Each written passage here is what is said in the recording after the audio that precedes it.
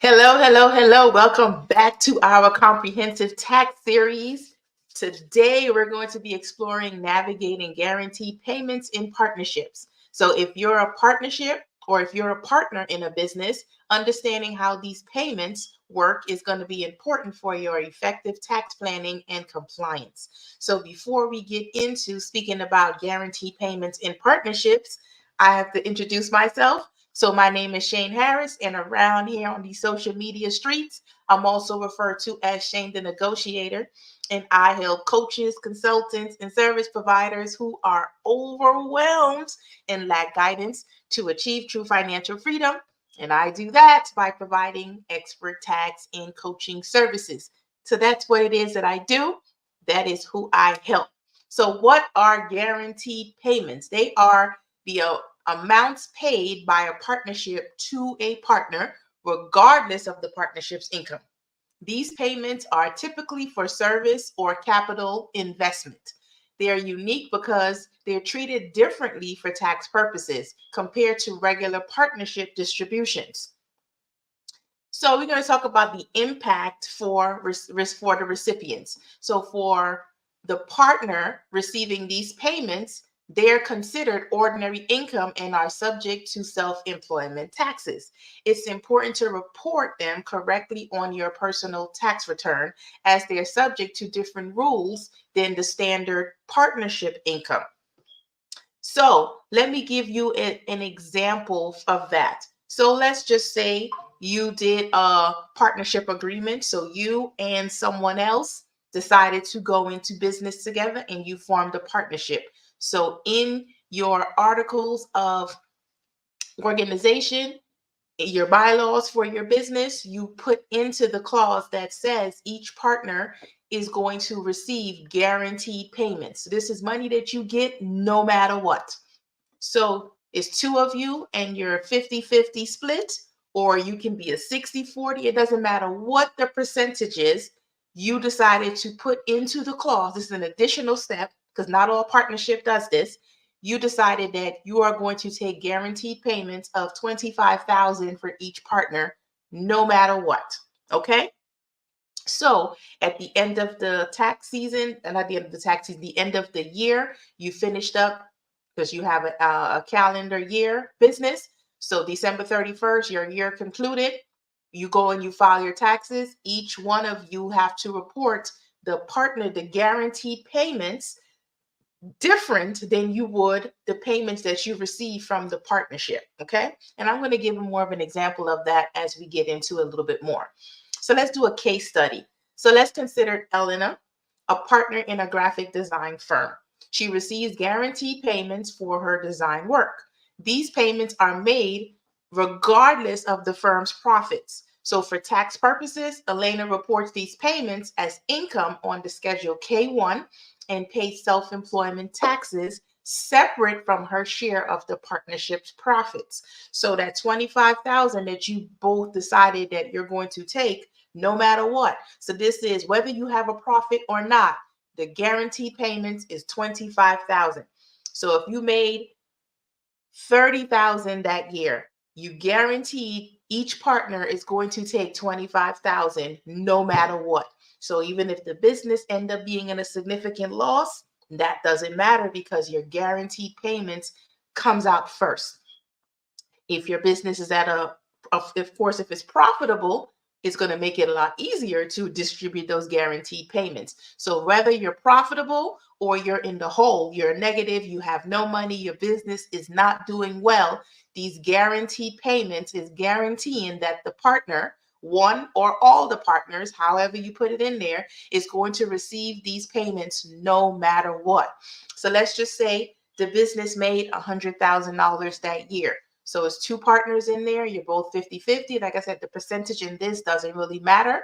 What matters in this particular example is the guaranteed payments. So each of you decided that 25,000 is going to be the guaranteed payments. So 25 for partner A, 25K for partner B. So that leaves 50,000 in the business to do whatever else for your expenses, your other debts, whatever. And if there's any profits in the business, then the profits is then split between the partners based on the percentage. So that guaranteed payment It has to be, you have to place this in your article of organization when you create the business. If it's not in there, then it's not considered guaranteed payments. You might be receiving the partner's share of the income. Okay. So reporting on partnership tax return. So on the partnership tax return, which is going to be on Form 1065, guaranteed payments are deducted as business expenses, reducing the partner's taxable income. This deduction is reported on the Schedule K of Form 1065. So we spoke briefly about the K, the Schedule K, some time ago. So that Schedule K is what partnerships, S corporations, and C corporation, their share of their income is reported. Each shareholder, or for the members for a partnership, their share of income is reported on this Schedule K1 or the Schedule K. So it's going to be in addition. So you file your taxes on the partnership 1065. If it's a C corporation, it's going to be on 1120. And if it's an S corporation, it's going to be on 1120S. The members or the for partnerships or the shareholders for S and C corps, they receive that Schedule K that is going to have whatever the percentage that you have, the ownership in that business, you're going to receive the income, the profits, or the loss on your percentage. So let's say you had that 100K, and after all the expenses and everything, your business had $10,000 remaining as profits. If it's two of you and the split is 50-50, each partner is going to split that 10,000. So it's going to be 5,000 each. Okay. So on this partnership tax return, this 1065, the guaranteed payments are deducted as the business expenses. So the business can write off the 25,000 that it pays both of those partners as the guaranteed payment. It's going to write it off as a business expense. So of course, this is going to reduce your partnership's taxable income. So you have that's 100K, 50K was reduced because 25 each went to each one of those partners. So now the business has 50K in taxable income. Of course, now you add in your expenses that you may have. If you're paying your rent, if you're paying for other contractors, whatever it is you're paying, you add those expenses in. Of course, it's going to keep bringing your taxable income down. So now after all your expenses, your partnership has that $10,000 is remaining after the guarantee payments to each one of you. After all the other expenses, you have $10,000 remaining. Each one of those partners on that K, on that Schedule K, is going to show $5,000 for partner A, $5,000 for partner B, because you have a 50-50 split in your business. Of course, if it was a 60-40, then that 10,000 would be split differently. One partner would get the 6,000, the other partner would get the 4,000, and so forth. It doesn't matter what the percentage is. So that is how the explanation for that guaranteed payments. So again, I'm saying it several times because I want you guys to really understand the difference. Guaranteed payments is done regardless of what the business does. So the business can be at a loss. It doesn't matter. They want that cash money that is guaranteed. You have to give that money out because that is what is in the article of organization. If it's not there, then you do not get guaranteed payments. Of course, you set this up when you decide to put your agreements together. You created this business. This is when both partners, or how much ever partners is there, you all agree to this, and these are the guaranteed payments. Okay. So the impact of the partnership agreement. So guaranteed payments should be clearly outlined in the partnership agreement. This includes the amount, the frequency, and the conditions of these payments. It's important for all partners to understand and agree on these terms to avoid any conflicts, because you don't want to be fighting with your partners because you guys did not discuss, or one person decided that they wanted to take 25K, the other person didn't want to take any payments. So one person gets money, the other one doesn't. You have to agree on this. So when you are forming this partnership, it is very important that you sit down, you get with a lawyer or someone that you can sit with to pull up these agreements, because this is legal binding. So once you create that article of organization and you put those bylaws together and you create all your agreements, the do's and the don'ts, who gets what, who doesn't get what, it's in writing, because the best way to go is in writing. If when I was in nursing, they said if it's not documented, it's not done. So if it's not in those papers, then it's not guaranteed payments. If it's in the paperwork, you can go ahead and take the guaranteed payments. If it's not there, you cannot. So you want these agreements so that you can end up reducing or eliminating or not even having it at all conflict between you and the other members of your partnership, because the worst thing is to have partners fighting with each other, and of course you're not going to want to work together anymore, and you're likely going to dissolve the business is going to crumble, or one person is just going to want to pull out, and it's going to be a whole lot of legal things that end up happening in the midst of all of this. So sometimes, and this is kind of off topic a little bit, but still a little bit relevant. Many of you, you're like, oh, wow, I'm good at what it is that I'm doing. You're good at what it is that you're doing. Let's form a business together. And it's too easy to see someone that has a strength that you may not have, or you may have a strength that they may not have. And you say, hey, you know what? I think we're going to be good together. And you form this partnership, and then you get together because you did not put these contracts in place. You did not put the do's and the don'ts and the compliance and everything that you need in a timely in the documentation. And then there's problems later and it goes sour. So the partnership is just like a marriage or any other type of business relationship where you made an agreement with this person that this is what's going to happen. And if this doesn't happen, well, these are the consequences. And you need to adhere to it, because that is what makes partnerships work. Okay.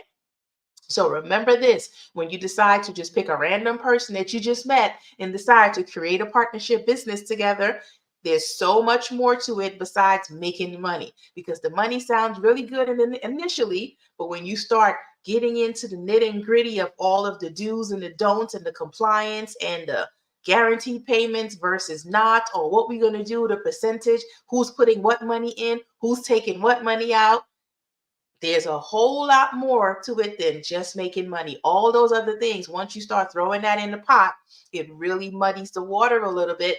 And if you guys are not in alignment, it's going to cause big problems in your business.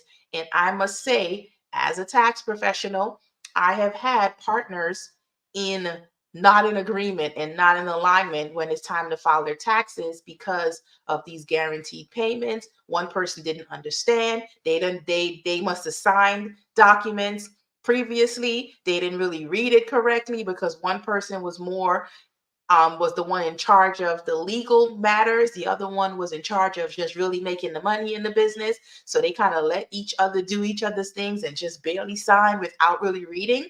So when it's time for these guaranteed payments, the one partner is like, yeah, I took my money. And the other person's like, well, you stole from the business. When technically they didn't, but you guys were not in alignment because you didn't understand what you were signing, or you understood what you were signing at the time. But now that it's 6 months later or a year later, it doesn't seem quite fair to you anymore, and it doesn't quite work out. So I've had partners arguing and fighting over what, and I have to be like, you know what? This is not the time or the place. Y'all gonna have to go on someplace else off this appointment and sort that out and come back and see me when you get done. You might want to go get a lawyer because I can't help you with this matter. So keep that in mind when you put these partnerships together, and when you consider these guaranteed payments, put it in writing. If it's not documented, it's not done. Okay. So planning considerations. Partnerships should strategically plan guaranteed payments. So consider the impact of the partnership's profits and each partner's tax situation. So sometimes it may be more tax efficient to structure compensation a little bit differently. So if the one partner, for instance, may have a lot of other businesses, they may have 2 or 3 or 4 or 5 other businesses, then they may not want to take guaranteed payments because it's going to increase the amount of income that they're receiving.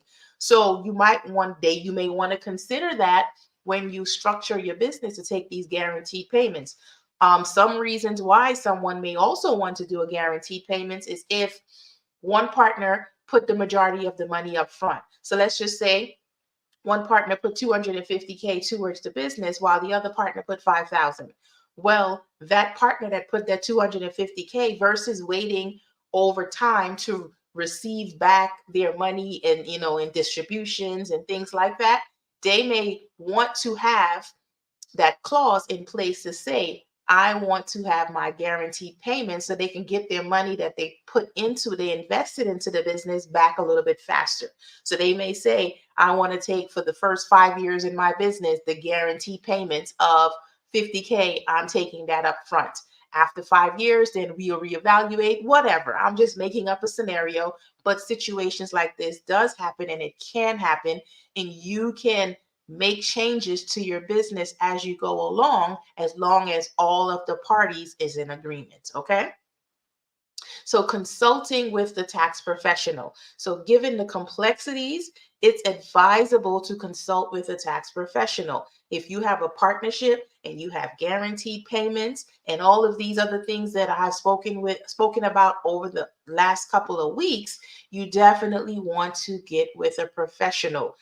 It's too easy to think that I can do this myself. It's simple. I can just take care of it. So once you actually sit down and you start doing the taxes for these businesses, you realize it's not as simple as you think it is. There's lots of compliance things that goes into having a partnership that you may not be aware of. Even if you're watching my videos and you're watching other people's content and you're on my lives and you're on other people's lives, you still may not have everything, because in a 30-minute, a 15-minute to 45-minute segment that I may have or someone else may have, there's no way we can speak about every aspect of this particular topic. I'm leaving out huge chunks out of this presentation right now because there's no way I can sit here and talk about it all at once. It would take me several weeks to get through the topic on partnership. If I was to do it every day for about an hour, it would take me several weeks to get through every nooks and cranny. So if you're watching something on social media or you're watching content, no matter what it is you're watching, it's not enough for you to just say, I can do this myself. You want to seek with the help of the professionals, so that you can add the knowledge that you have plus the knowledge that they have together to really help you out in your business, so that you can make those best decisions and you can pay the least amount of taxes, and you guys can be profitable and successful in your business and stay out of IRS jail. Okay. So let's go on in to conclude. So understanding guaranteed payments is very important to effective financial management in a partnership. So proper handling ensures tax efficiency and compliance, benefiting both partners and the individual partners. So some teasers for the next session coming up. Join us next time as we get into decoding that K1 partnership and S Corp insights. So we'll bring down this important form to help you understand and report your partnership and S Corp income accurately. So we mentioned that that Schedule K, when we were just speaking about maybe 15 minutes ago. Well, we're going to go into that on the next session, really breaking it down and talking about it and what it means for you and your business if you have a partnership or that S Corp. Okay. So again, we'll be breaking down the form and really getting you to understand the accuracy of having that Schedule K1. So in closing, thank you all so much for tuning in today's session. If you found this information helpful, please don't forget to like, share, and subscribe to the YouTube channel. And if you're watching this on the other social media platforms, come on over to YouTube, like, share, subscribe. And even if you're on those platforms, like, share, and follow the channel, those platforms as well, so that you can get upcoming notifications. So until I come back, I will see you guys in the next video, and enjoy the rest of your day.